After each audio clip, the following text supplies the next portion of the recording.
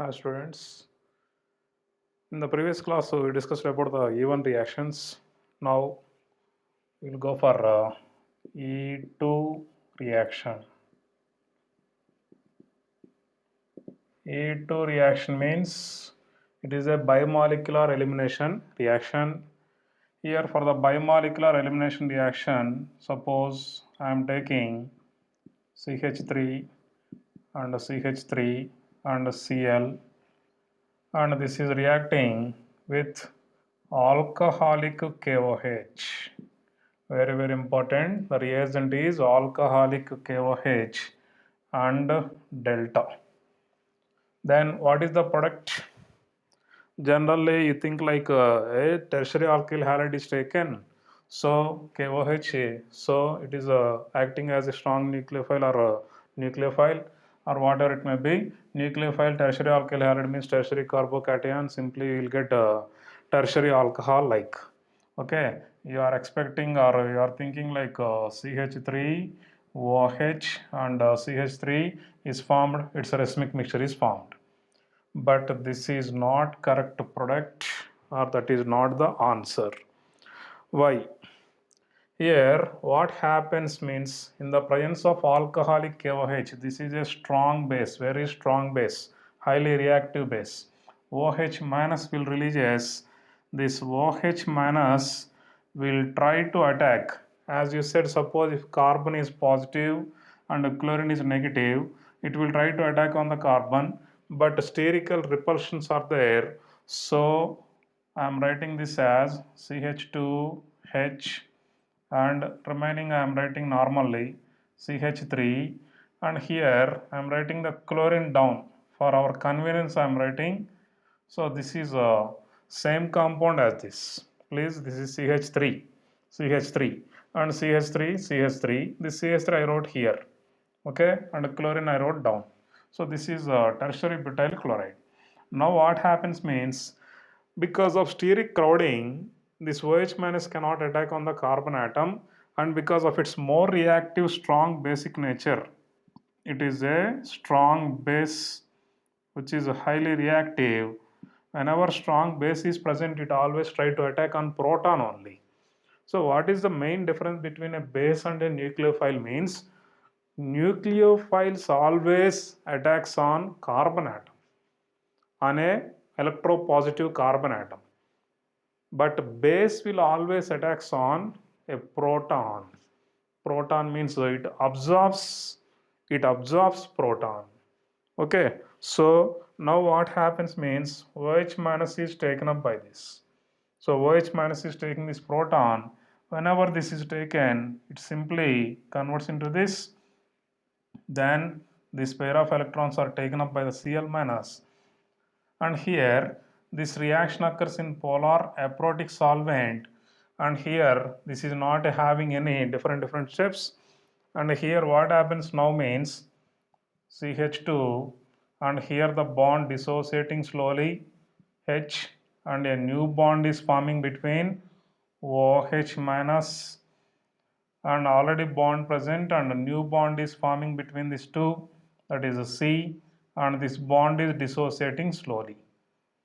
Okay, sorry, and this is a old bond, and this is already present old bond, and this condition, or this is called as a transition state. This is called as a transition state. In this transition state, we are having a new bond formation between the base and proton, and new bond formation between the two carbon atoms, and old bond dissociation occurs. This is old bond, this is new bond, this is old bond, it is again new bond. So two new bonds are forming, sorry, this is one new bond is forming, and this is a old bond dissociating, here old bond dissociating from the alkyl halide. And finally what is formed after the transition state, what is formed means, OH minus and H is released as H2O, so minus H2O it is released, and Cl minus is released, Cl minus ion is released, and here the remaining compound is CH2 double bond C, and here there is a CH3, and here another CH3 is present. Isobutane is formed. This is a alkene formed in the E2 reaction. So first of all, very important thing is E2 reaction is not meant for only primary alkyl halides. So E2 reaction given by primary alkyl halides, but always only primary alkyl halides will not give. But for SN2 reactions, primary alkyl halides mainly gives. Okay, so in E2 reaction, if you are using alcoholic KOH at high temperatures, then unimolecular, bimolecular elimination occurs. Here, if you see what is the rate of reaction, rate is directly proportional to concentration of alkyl halide power 1, and base is also present. Here strong base is present, one strong base. So rate of reaction is depending on both alkyl halide and base. So order of reactivity or molecularity of reaction is equal to 2. So this is called as bimolecular electro elimination reaction. Bimolecular elimination reaction. Okay.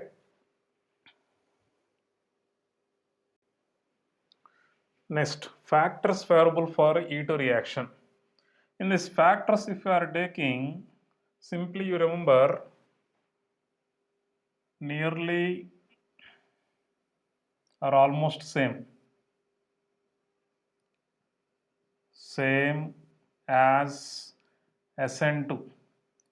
So very few, except few. So very few reactions, very few factors are different from SN2 to E2, but almost same. In this first one, if you are taking, it is rate of reaction is directly proportional to alkyl halide and base concentration. So it is a bimolecular reaction. Second one, polar aprotic solvents. So PAS, polar aprotic solvents. So I will write clearly, polar aprotic solvents. Polar aprotic solvents favorable for SN2 reactions and E2 reactions also. And here this is a single step process as like SN2 reaction. It is a single step process. And third point, no carbocation formation occurs. No carbocation formed. So no rearrangement reactions, no reactions as like in SN1 no rearrangement. So SN2 also no as like in SN2 no rearrangement reactions. And next fourth point, here if you are taking the nucleophile is also having. So nucleophile means a base. Here strong base is required. So strong base and high concentration of base. High concentration of base is required for E2 reactions. And very important point for this, here strong bases means I will give few examples. Please remember this first one, alcoholic KOH. Alcoholic KOH.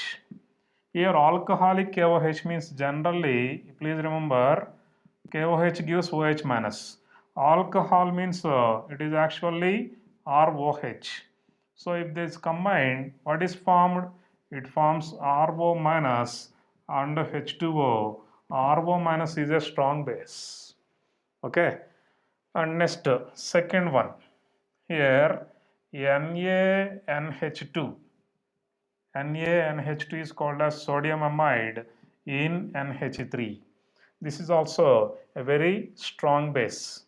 And the third one, RONA and ROH. RO minus Na plus is present. Alcoholic sodium alkoxide is taken. And fourth one, this is a special type. This is a methyl group CH3 and CH3 and O minus K plus bar CH3 and CH3 and CH3 and OH. This is, tertiary butyl alcohol. This is called as potassium tertiary butoxide. So sometimes they make use like tertiary butoxide, TBUOK. So tertiary butoxide or potassium tertiary butoxide and tertiary butyl alcohol mixture. So you please remember this, it is a special case. This is also called as a bulky base. Bulky base. When there is a bulky base, in most of the reaction, 99% reaction, you will get E2 reactions only. Okay, and mainly the factors which favorable means a strong base and high concentration of base. In this strong bases, these are the strong bases: alcoholic KOH, sodium amide NH3, and sodium alkoxide and alcohol, and tertiary butoxide, potassium tertiary butoxide and tertiary butyl alcohol mixture are considered as strong base. And high concentration of base is also, because it is influencing the rate of reaction. So high concentration of base also required for E2 reaction. And next, fifth point, living group. What type of living groups are taken? So for all SN1, SN2, E1, E2, you please remember weak base. Weak base is a better living group. Weak base is always a better living group. So Ri is greater than Rbr is greater than Rcl. This is for living group. Okay, so always remember that about living group. Next, sixth point, substrate. Here, if a substrate is taken for the E2 reactions, sterically crowded, sterically crowded alkyl halides. Sterically crowded alkyl halides are better substrates for E2 reactions to go conversion easily, and base will attach easily on the proton very easily. If you are taking a small alkyl halide, then base will attach on the carbon atom and it undergoes to SN2 reaction. So sterically crowded substrates if you are taking, then they undergoes to elimination reaction instead of substitution reactions. And the seventh one, most important point, high temperature. High temperatures are always favorable for elimination reactions. As we said already, whenever the elimination reactions are conducted, entropy increases. Entropy increase reactions are always favored by high temperature conditions. Okay, and next, these reactions, if we are taking E2 reaction, they are stereospecific and stereoselective. Stereoselective reactions, stereospecific and stereoselective reactions. Okay, and next, E2 reactions, if you are taking, mainly they undergoes to Saitjev elimination. Very rarely they undergoes to Hoffman elimination. So that is one point. E2 reactions undergoes to Saitjev mainly,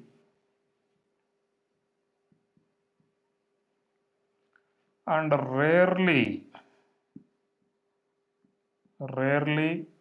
Hoffman elimination shows. Hoffman elimination. Hoffman elimination also shows. So when the Hoffman elimination reaction shows, I will give later. So these are main points which are favorable for E2 elimination reactions. So if we are taking SN1, SN2, sorry, SN1, SN2 and E1 reactions, E1 reactions,